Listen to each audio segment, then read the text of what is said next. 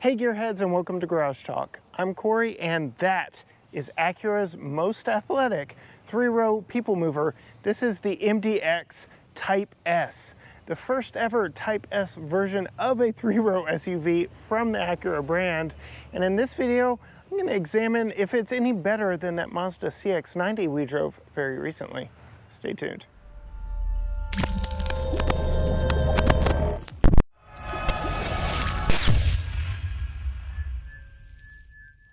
All right, gearheads, three-row SUVs are getting incredibly competitive right now, and this Type S spec of the MDX is proof that even athletic three-row SUVs are highly sought after, because this is, like I said in the intro, the first ever Type S version, and a lot of what goes into that is up underneath the hood here. So I'm gonna go ahead, pop this up, and a huge thanks to Acura for putting gas struts on the front of this one, so no prop rod on this particular model. So as I mentioned, this is the top of the line, first ever Type S. This is the Type S Advanced. The engine on this one is a 3-liter V6 with a twin scroll supercharger, making 355 horsepower and 354 pound-feet of torque. Now you'll recall I did bring up the very new Mazda CX-90 that we recently drove here on the channel, which when it debuted in Southern California, they were claiming was the most powerful three-row in the class, which has also been usurped, and now Toyota Grand Highlander is claiming that. But the power numbers on that Mazda CX-90, of which I'll be talking about a lot on this review, we drove the Turbo S version with 323 horsepower on premium fuel and 369 pound-feet of torque. So this MDX Type S has more horsepower and slightly less torque, so it is right there with it. And this is mated to a 10-speed automatic and routes power to all four wheels thanks to Acura's super handling all-wheel drive. So again, very competitive to that Mazda. Power numbers are right there. We've got a few more gears on the gearbox and all-wheel drive on both models, so that's a nice touch.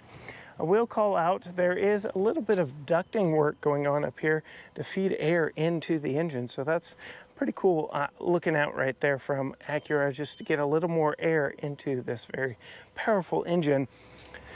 Closing the hood, we can take a step back and look at exactly what Acura is working with here on their MDX. So very updated, aggressive styling. I would say this is one of my favorite in the segment of performance three-row SUVs, which again, there seem to be more and more popping up every single day. I really like the aggressive look on the front end of this one, that immense Acura badge right here in the middle that I do believe is bigger than the last Cadillac badge on the Escalade that we tested, which is kind of odd that somebody is going bigger and bolder than the Cadillac Escalade.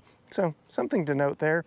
But coming to the side here, you will notice LED headlights, LED running lights, LED turn signals, and moving down, we do have LED fog lights. So very nice look up here. We get a very multifaceted, kind of diamond-like accenting here in the grille, and all around a very aggressive, very sporty, very cohesive look with all the angles that are going on around this vehicle. Moving to the side of our Type S Advanced, you can see we get bigger wheels and tires, we get red brake calipers, and some nice black accents on this one. So silver is not one of my favorite colors on vehicles, but it does help show off all the lines and curves. That's why designers like to show off their concept vehicles in silver, and that's no exception here. This thing really does show off all the curves, all the angles, all the chiseled lines on this one, and you can see it really good here on the side. But moving in to the wheels and tires, we've got Continental Cross Contact 275/40R 21-inch rubber wrapped around these machine-faced black and silver wheels here that look really good, again with those Brembo and Acura branded brakes back there in the back. This does have an adjustable height air ride suspension, so if you followed this channel for any length of time, you'll know that my first time out in this exact vehicle, this exact one, not a copy of it, not anything like it, but the first time I got to sample this was at a Texas Auto Riders Texas Truck Rodeo event. I actually got to take this one off-road. So yes, it is a performance SUV, but it also has off-road chops. So again, with that super handling all-wheel drive and with the adaptive suspension, we get an additional ground clearance with this one that you wouldn't get in something like that Mazda CX-90, for instance. So you get a lot there for added ground clearance if you're taking this off-road or maneuvering over some treacherous terrain, but it'll also lower you down. So in Sport and Sport Plus modes, it wants to drop you down as low as it'll go to give you that most aerodynamic profile cutting through the wind and moving down the road. You can see down the rest of this, it hides the fact that it's a 3-row fairly well. This is, again, where I think this bests the Mazda CX-90. I think the front looks better. I think the profile looks better than the CX-90. This one is not hunchbacked like that Mazda was. Mazda put a little bit bigger emphasis on 3-row comfort, 3rd-row comfort, and we'll get into that when we get inside this one. But yes, this one is definitely not hunchbacked, has a very cohesive look that goes with the angular design from the front. And as we move around to the side here, you can see, again, not hunchbacked, it actually angles up, giving you a very athletic, sporty design as we move around to the back of this one. You can see back here we get LED running lights that mimic the look of the headlights up front. So get that little dip in the lights, and we have LED turn signals. Very nice look. Another telltale way outside of all the Type S badges, of which there's one in the grille, one on each front fender, and then you get one back here on the tailgate. The other way to tell that this is something special are these massive quad exhaust outlets here on the back of this Type S. This is not your typical 3-row people hauler by any means whatsoever, and those very large exhaust tips let you know that. And then we do get badging here for their super handling all-wheel drive. Get a more modest Acura logo back here on the back, and it is actually 3D, it's not just flat, so like that, it looks rather nice. And we do have a power opening rear hatch back here. I like that a lot, and we'll talk more about its closing functions because I think Acura's done something really cool. You can see we've got decent amount of cargo space back here in the back. I do my normal cargo loading short form content with this one. And unfortunately, when loading up our largest suitcase in the back of this, I could not get it to fit in here with both of the back seats up. It is just a little too wide for the power hatch to decide to close. I mean, fractions of an inch too wide to do it. So if you're typing away on the keyboard that I loaded the luggage in this one wrong, well, I'm sorry, it just didn't work anyway other than this. So if you really do want to bring a considerable amount of luggage, you may end up be folding one side of the 50/50 rear seat down. It is a 2-person rear seat, and we do have top tethers on both sides. We do have additional storage space underneath the floor here, so very deep cargo well here. And I suppose you could take this false floor out if you wanted some taller items in there or wanted to attempt to get the suitcase in a little bit differently. Sure, yes, I could stand this one up back there, but again, trying to get all of our luggage back here in the back, you've got to be creative with the packaging. So there is that. These are manually folding rear seats, so flip and fold it down like that, and you can see it opens up a cave of space when you fold that 50/50 split bench seat down. Very easy to fold up as well, and you fold that headrest back into place. But Acura probably wins my award. You know what? They definitely win my award for best closing options on a power hatch. So I'll go ahead and show you here. I'm 5'10". It's a pretty good wide opening hatch. In fact, I've gotten to the point where I don't open this when it's parked in my garage because this hatch really likes to open all the way and very fast.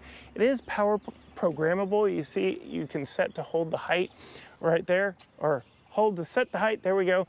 But that is how you close it, but there is another option down here. So you know, with Stellantis products, of which we own one, they tend to put their hatch close buttons right here on the side. So we've got options here on the Acura, but unlike Stellantis where you push it and it starts beeping on you, you push it here, it turns green to let you know that it's active. And when you walk away and out from underneath it, then it knows, okay, it's safe to close. Before we climb into this one, I did want to show you the Acura Key. It's nice, it's slim, it's not too bulky, and would fit in your pocket or purse very nicely. You can see we have an engine start, lock, unlock, and trunk release, as well as a panic button back here on the back. And then you can deploy an actual key down here, but you don't need any of that because it is a proximity key with sensors on all 4 doors. So not only can you lock it from the front or the back doors, you can even unlock it by touching the pad on the back of the door handle and opening the door just like that. And we'll say this is my happy place. This is a very beautiful interior, and it is one of the reasons why I asked for this vehicle, not only because we just drove its competition in the new Mazda CX-90, but because I love the navy blue interior on this one, the contrasting gray piping. My wife did note a very annoying feature, and I'm just going to allude to it right here and say go watch our family review when we get back to it, or when it uploads later this week. But this does have a 3-person memory driver and front passenger seat here in this one, and this driver's seat is tied to the key fob, and I'll go ahead and show you that this is key fob number 1. So Acura even numbers them for you. So ties to the seating positions here and driver profiles. Before we get in and close the door and make it all dark, I do want to show you all the controls here. We have your mirror controls with power fold function, lock, unlock, window lock, and express all 4 windows here. Get some wood accents here, some accents over the speaker grills here, and I will say Acura does a really good job with their interior lighting. We've currently got it tied to the drive modes, but we've got it on the doors, which you can kind of see where it would be right here, but it even lights up in the speakers behind these grills, so that's a pretty cool touch. But I'm gonna go ahead and hop in and close the door to get out of the noise that's out there. And I do want to go ahead and show you what it's like starting this vehicle up. So I put my foot on the brake, push the engine start stop button, and we get the Acura roars to life with that 3-liter turbocharged V6. We can get some disclaimers there. I'm actually going to turn this air down so it's not blowing all the way at full blast on me. I'm actually going to work my way across the dash before we get to the infotainment and the gauge screen on this one. So this one does have a head-up display. You can see, do my best to focus on it. It's rather sparse in what it gives you. It gives you your current speed and the posted speed limit. I wish there was just a little bit more information on it. It doesn't even show you what your cruise is set to or any additional information like that. I wish, like Mazda, Acura would just give you a little bit more information. I think Mazda, especially that CX-90, gives you the right amount of information without overloading you. But you can control the brightness and its location right there. All your safety buttons are defeatable right here. And we get a few blank spots, which is really interesting, being that we're in the top model of this one. And then your brightness control for your gauges. Electronic parking brake right there. And down right there, where I'm pointing with my toe and my finger, is the hatch release. You can see we've got a nice, good dead pedal down here to go with the metal look gas and brake pedals. And then coming across the steering wheel, I'll talk a little bit about the design of it before we get into the buttons, because again, we'll talk about that later. Very nice, very thick, sporty steering wheel with perforations around the side. We do get paddle shifters for that 10-speed automatic. And then moving across, I really like the textures and materials used in this vehicle. So we don't just have navy blue everywhere. That would be too much. It'd be very 80s or 90s American vehicle for sure. But we get a nice contrast all the way around, from the wood accents on the doors, the piano black plastic, to this faux leather with stitching up here on the dash. I will say this black, it has caught the sun and almost blinded me in a few different driving positions, driving this around for the week that we've had it. So not my favorite use of black plastic. I really don't like a lot of shiny black plastic in vehicles anyway. This was a curious use of it here, but we get more of that wood look up here. And then very simple to use AC controls. It is tri-zone, as you can see, but it looks like it's lifted straight out of any other Honda product because Acura is the luxury brand of Honda. You can see we've got additional controls here. And then we've got heated and ventilated front seats with an automatic function. So based on what I have my temperature set, you can see I've already got cooled seats on, and it does that without me having to do anything when I get in the vehicle. We also have this button right here, which I absolutely love. I'm gonna go ahead and press it right there. That is the massaging seats, and if you push and hold it, you can see all the different options that you can go through here. So lots of different massage features, and both front seats are fully massaged, so I like that a whole lot. We get a push button gear selector right here, which again looks lifted out of some Honda products. We get your auto start stop in traffic defeat right there, your brake hold button right there, and then a couple of USB ports hidden under a little retractable shade here. So USB-A and USB-C. Again, more shiny black, piano black plastic that's going to get scratched, fingerprinted, and dust covered. Moving down, not my favorite. So we've got two, not one, but two trackpads here in this Acura. I'm going to go ahead and go back to the home screen because you can see this larger trackpad controls this larger portion of the screen here, and we can go through many different things. We do have wireless Apple CarPlay and Android Auto and different ways to interface with the vehicle, but you can see anytime we change the screen, we get a nice little sound effect. And then we get this smaller trackpad right here that actually toggles through what is on that right screen. So various different things there, and some shortcut buttons there, as well as your volume control and your track forward and back. You get a nice little palm rest to leave your hand on while operating the trackpad. It works. I just want a touchscreen. Like this, it's too much. It really is. It's too much. We get a nice little storage here that works for my wife's iPhone 13, but not my iPhone 14 Pro Max. You can see just a little too large to fit in there, but smaller phones, it will fit fine. And then we have a rather large Qi wireless charger right here that mostly works, but I've even had it quit working on me about 5 minutes after placing my phone there. It's almost too big and too easy for my phone to slide around, and too imperfect for me to find the exact right spot for it. Cup holders. We get two very large cup holders, almost too large, because having this bottle in here, it's just kind of been flopping around the entire time I've been driving. It's not my favorite driving situation there, but I just wanted to show you that. And then because of all this right here, the center console storage is a little small. It is nice in that it's 2 tiers, so we could put like some Kleenex or business cards up here and some pins right here. It is nicely rubberized, so it's not going to make a lot of noise. Underneath that, we get a rather smallish center console. You can see that's where we have the hard plastic Honda branded seat or lower latch points covers for the child seat back in the back. You do get a USB-A port in here to interface with the infotainment and an additional power outlet, but you can see kind of tight in there. And then we do get a nice felt-lined glove box that is damped so it doesn't just drop down on you. Very nice all the way around on that one. All right, so when I talk infotainment, we've really kind of already covered this. It's nice, it works. Touch interface with the trackpad, not my favorite, but otherwise very nice to use right up there.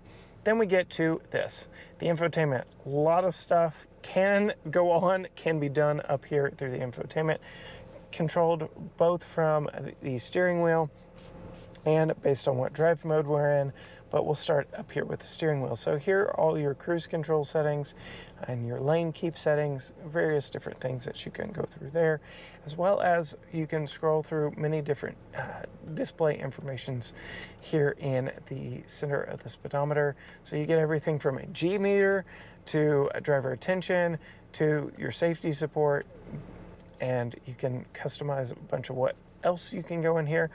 Here we've got our trip computer. You can see we've driven this just over 233 miles and are averaging about 18 mpg in this one. We've got about 55 miles to go before we're on empty. Our navigation can be displayed in there, oil life, tire pressure, and your super handling all-wheel drive. I really like watching this screen as we go through corners or are driving through wet conditions, just seeing where it's sending the power front, rear, or otherwise. So that's really fun to watch. I know that we've really enjoyed the performance of this one, and we'll get more into that when we're driving here in a little bit. But I'm going to go ahead and put it back on my trip computer, because over here inside the tachometer we just have normal, and that is the current drive mode that we're in. But we have this dial right here that allows us to select from many different drive modes, and I'm going to go all the way to the left and work my way back. So we'll go ahead and turn it all the way to the left, and that is lift, and that raises the vehicle up. You can see we got a little animation of the vehicle right there, and now we've got a display showing just how high the vehicle is in its raising settings. So I can feel it going up as we go up through lift, and then we just get the words lift there in the center of the steering wheel. I'll go ahead and talk about it in this. I did drive with it in lift position when I took this one off-road. I also use it to go up and down my very steep driveway, and it very much feels like it's on its tiptoes when it's in this top position. You know, and cannot deny when it is in lift. We'll take it down here to snow. You can see that's dropping us down a couple notches, lowering us back down. And again, adjust your throttle mapping, how much it lets your wheel slip, and how it sends power through that super handling all-wheel drive. Next up is comfort, and you can see nice blue background there. Comfort, interestingly enough, takes away all the numbers in the tach and the speedometer. So if you really want to know how fast your engine is spinning, well, comfort's not the mode for you. And I guess you're just going to be relying on the head-up display and the very large digital readout right there to let you know how fast you're going here in comfort, because they don't want you busying yourself with having to look at a dial. No, they'll just display the information for you. Be comfortable. Don't worry about it. Then we get back to normal, and you can see that's where we start to see the back of the MDX. And then as we go to sport, it turns red and is whooshing through, and we lower a little bit more. And then if I turn and hold it, it goes to Sport Plus, and it really goes into hyperspace right there. You can see the gauges change a little bit. No matter what I had displayed here earlier, now I have a G meter. I can still scroll through and see different things if I want it, but G meter is there for me to see. And then I get some boost readings here, both my peak boost and my current boost. So I've seen upwards of 15, 16 pounds of boost as I've been driving this one around. But yeah, we'll leave that there. But that is everything here on this side. That is all the drive modes. And then over here, we've got your radio controls, as well as a heat button for that heated steering wheel. So very nice up here in the front, a very comfortable riding position, very fun vehicle to be in. But let's see exactly what this is like sitting behind myself at 5'10". Before we go back to the back and sit in both of those rows, there are two things that I forgot to record to show you here, and both of which I noticed when I sat in the passenger seat versus sitting over here. Parking in our two-car garage with two single bay doors, I always want to have a full 360 camera, and I knew this vehicle had it, but I could not find the camera button until I looked here on the end of the stalk, and I really did not see that until I was in the passenger seat. But you can see here we get a nice 360 view with trajectory both in front and, if I put it in reverse, back behind us. And I've got the rear hatch open, so that's why that looks all weird back there. But very nice that we've got 360 with a very quick access button right there. And then the other thing I want to call attention to is there is even more power down here. So if you've got a passenger wanting to charge a bunch of devices, you've got that right there, two USB ports right there, and then everything that was in the center console. So with that, let's head back to the second and third rows of the MDX. All right, so moving to the back seat, or the middle row of the MDX Type S, you can see the doors open rather nice and wide. Should be easy to get a car seat in. If you want to actually see me install that car seat, again, go see our family video where I do a full install every single time. We do get manual sunshades back here in the back. I think that should be in every three-row SUV. That should just be a standard feature. As a father of a 5-year-old, yes, more of that, please. But Moving into the vehicle and sitting behind myself, I can see hard plastic on the back of this seat here, which is nice, especially for Tucker when he's kicking the backs of the seats, which he does. I can't help it. But you can see I've got a nice amount of leg room back here, fairly comfortable. We do get a hard map pocket back here. As far as my knees, I am sitting a little lower. There is a little bit of angle to my knees here. So just something I've noticed sitting back here. I feel like I'm a little bit lower. I am sitting up higher than the front seat. I can see over the front seat headrest. So it is a little stadium style, but just interesting the way my legs land here in the back seat. I will say, like up front, we do have controls back here for the AC system, the heat and AC. And we also have heated outboard seats here in this 3-row bench seat back in the back. The vents are on the back of the center console. They are not in the ceiling, which is not my favorite, especially in a 3-row SUV. If you have a rear-facing child seat in the summer in Texas, that's not going to be really all that great. We do get a couple of USB-C or USB-A ports, as well as a household-style plug right there, 150 watt. And then we get a cigarette style outlet right there. So plenty of power back there. Acura knows that you're probably going to be using this on road trips, and passengers back here in the back are probably going to want that. I did say this was a 3-row bench seat, but you wouldn't know it with this center section folded down, because we get 2 cup holders in the back of the center seat, as well as a very large area for storage here. I will say that there is a lower latch point, even though you don't see it on the back of the seat. It is down at the base of the seat. So even if you wanted to use this for a child seat location, you could use that. And then there is a little strap you can pull to fold it down. So no fold down center console in the middle, because you have to fold the whole seat down. I will say these outboard seats do slide rather nicely, which will come in handy when I climb back into the back, which, nice segue. I'm going to go ahead and pop out. I'm not even going to cut, because I want to show you a feature here on the sides of the front seat. So there are a couple options for getting into the back. One is right here. You push the button and it flips and folds forward for you. Unfortunately, again, we're talking child seats here. If you have one of those in place, that's not going to work so well, because the seat back folds forward instead of the whole seat pivoting forward, but it does open up the back for you. You can see I've already got my stuff back there on one side, but before I climb back there, I did want to show you there is a release here on the back, so you're not completely stranded. But I'm going to climb in to the back here and show you just what the back seat is like for someone who is 5'10" in the back of an MDX Type S. So the Mazda CX-90 absolutely had more room. Its overall shape that I talked about, the Acura has a better profile than, well, that kind of comes into play back here. There is a cutout for my head right here, which I have to like find in order to not be touching the ceiling. So that is one area where the Mazda absolutely wins out over this Acura. And then if I pull the seat back, I'm actually going to use the strap here and pull the seat back all the way. You can see I've got a decent amount of knee room back here. I'm more worried about my headroom than I am my knee and leg room. And again, the seat scoots forward and back, so I can negotiate with whoever's riding in front of me for a little more space back here. It's not terrible. I could absolutely ride back here, but it really is more of a bonus seat than anything else. As far as amenities, I do have a cup holder right here and a USB-A port kind of over my shoulder right here. Decent sized rear window, so I'm not going to be too claustrophobic back here, even though it does get a little tight back here.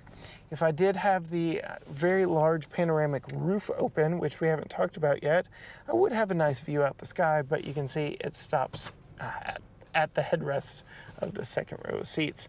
That's enough talking about the interior of this one. Let's see how it drives out on the road. All right, setting off, push the button for drive, and off we go. I will say we are currently in the normal drive mode and haven't really spent a lot of time personally in normal. You'll have to go see my wife's review of this and how it drives in normal, because I like to turn it over here to sport, which changes the throttle position, the operation of that super handling all-wheel drive, and actually drops me down with that adaptive suspension. Changes how that 10-speed automatic works as well. So when we get out and mash it,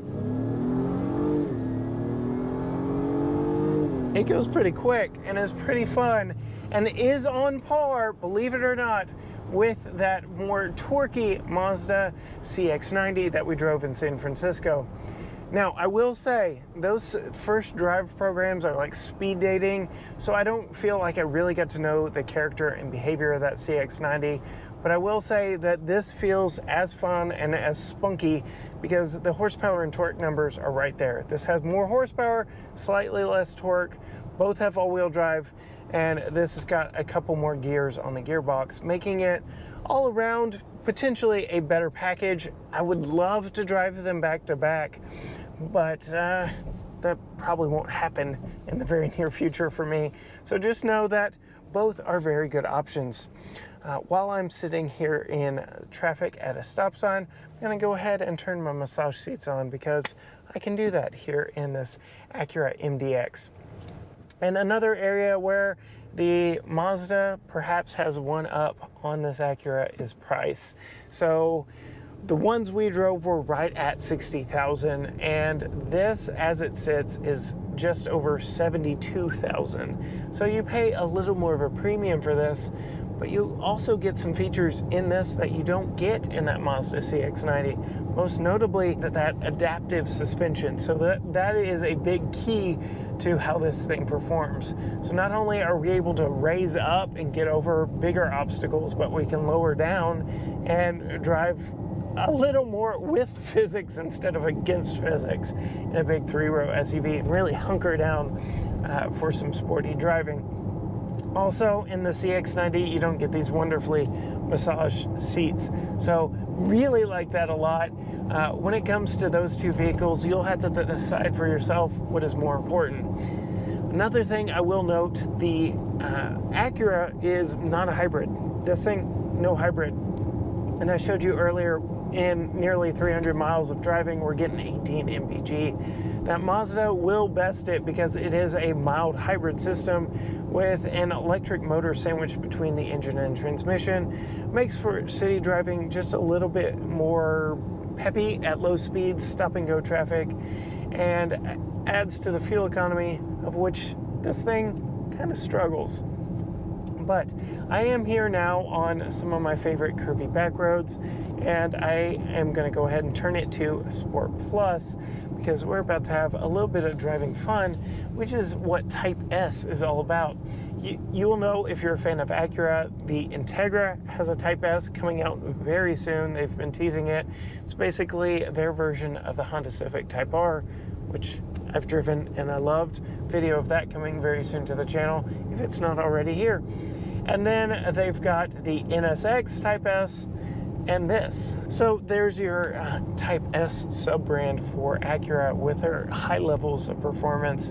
Their best performing vehicles wear that Type S badge. I mean, how many other vehicles can you put in Sport Plus mode, have your back massaged, have a G meter in front of you with your maximum boost being displayed while you're cornering and having fun and taking a bunch of your friends in your gear with you? The appeal of a three-row performance SUV is definitely a niche group because most people buying a three-row SUVs are probably looking for something a little more practical. But knowing that with a turn of a dial, you can have something a little more fun that does pipe in some exhaust noise for, you know, that caveman brain activation in this one. But the fact that this would feel at home on a track or off-road with that lift function and the super handling all-wheel drive just speaks to the overall appeal of this vehicle. It really can do a lot of things for you. And I will say, here in Sport Plus, on some of my favorite back roads, with those Continental tires doing the best that they can on this textured surface, it's a fun vehicle to drive for sure, and has been very fun in my experience with it. Sure, Holly got to do a little more of the day-to-day with it, and she probably would do more of the day-to-day with it. You'll have to go see, again, our family review to see her thoughts on this one. But from my performance and enthusiast perspective, this thing is a lot of fun. The suspension in the Sport Plus setting is definitely a whole lot firmer, and you can feel it, but it is definitely keeping me more planted, less body roll, less pitching and turning and undulating with every bump in the road. This thing really does feel solid and well put together, and would feel, like I said, just as good on a track as it would off-road, doing fun things in very different circumstances with that super handling all-wheel drive. That is about it for me here in this Acura MDX Type S. If you want to see more from us, read more about this vehicle, things that I wasn't exactly able to get into this review, go find us at gtgaragetalk.com. You can also find us on all social media platforms: Facebook, Instagram, Twitter, TikTok, YouTube. Everything is at GT Garage Talk. Or, like I said, you could just go to our website and find out more from us there. Hit the subscribe button down below, ring the bell, do all the things that you need to do to let the algorithm know to show you more content from us, because we absolutely have more fun videos coming and already on the channel that you won't want to miss. But for me, in the Acura MDX Type S, until next time, gearheads, bye.